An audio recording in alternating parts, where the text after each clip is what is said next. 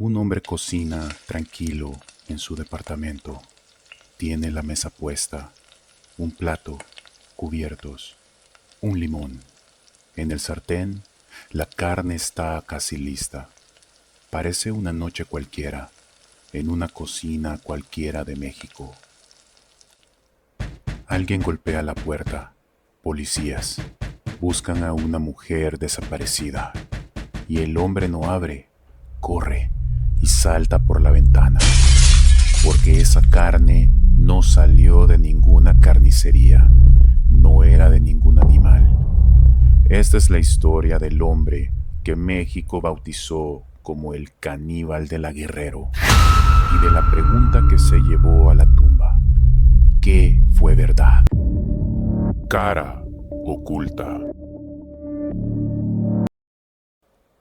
Antes de continuar, si te interesan los casos que la historia prefirió olvidar, suscríbete. Cada semana, un caso nuevo.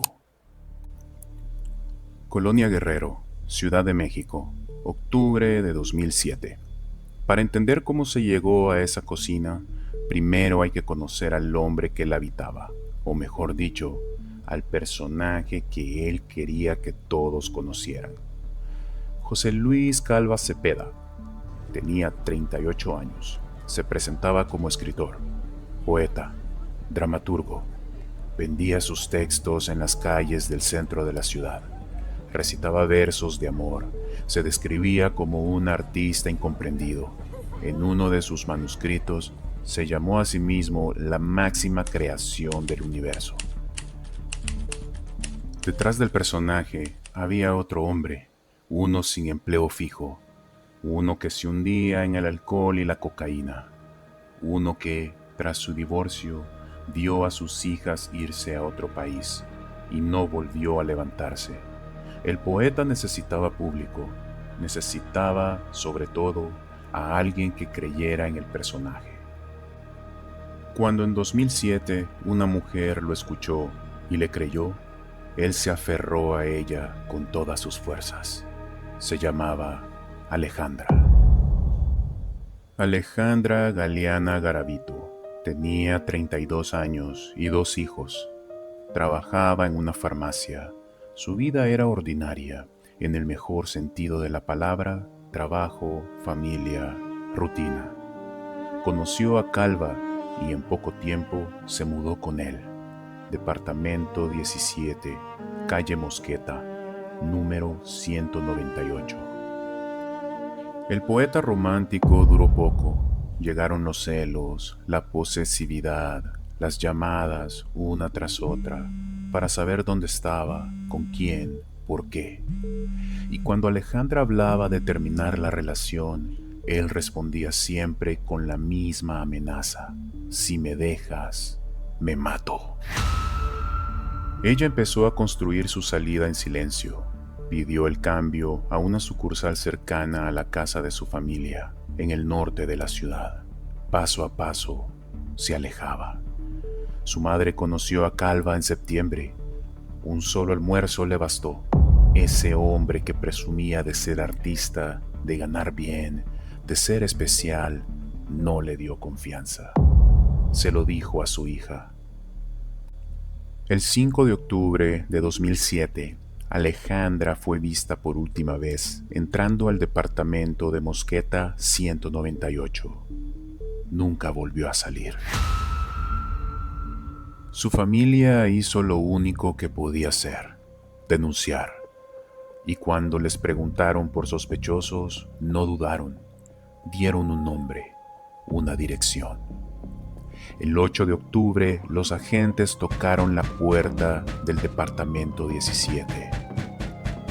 Calva no abrió para dar explicaciones. Corrió, saltó por la ventana del edificio, intentando escapar.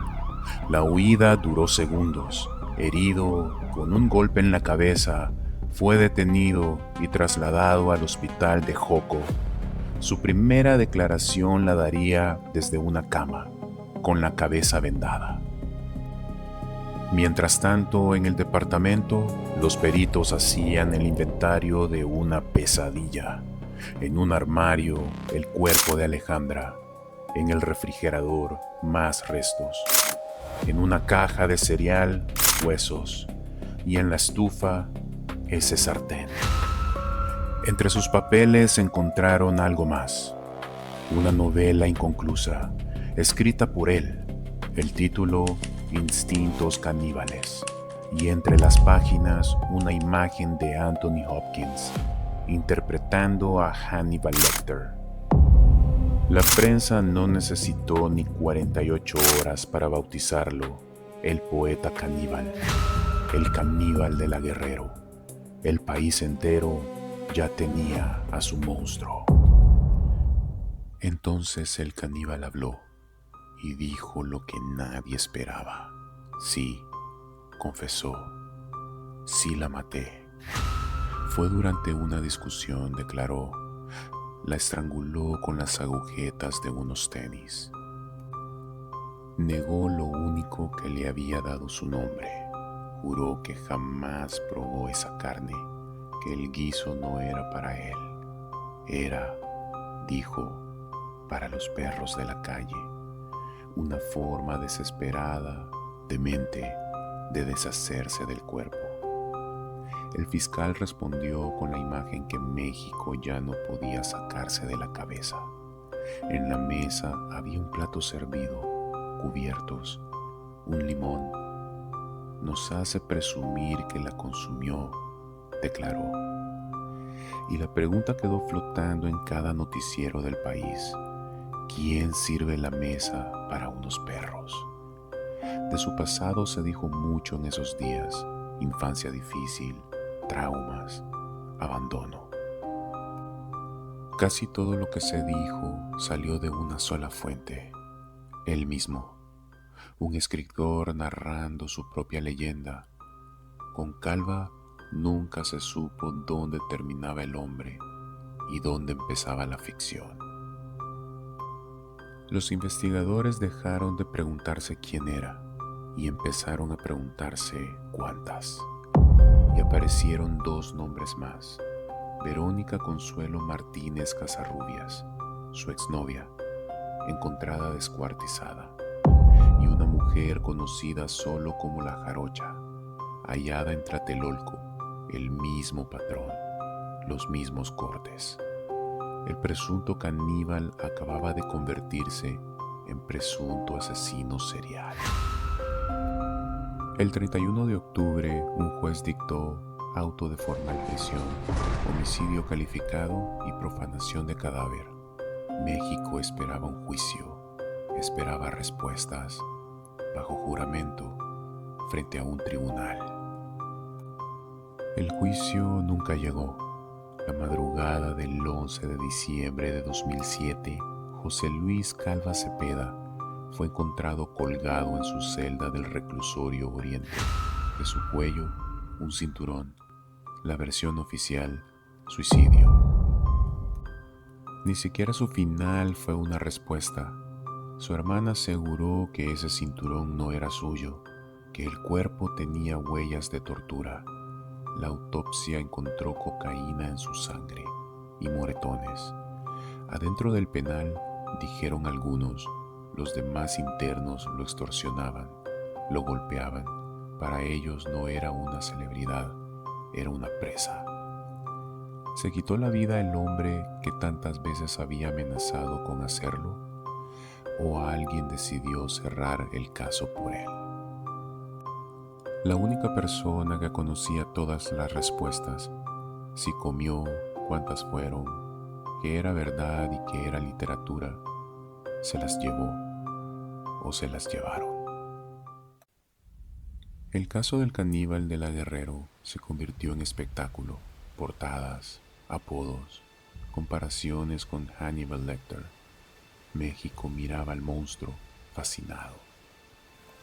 Mientras el país discutía si el poeta había comido o no, tres mujeres desaparecían de la conversación. Alejandra Galeana, 32 años, madre de 2 niños que la esperaron y no volvió.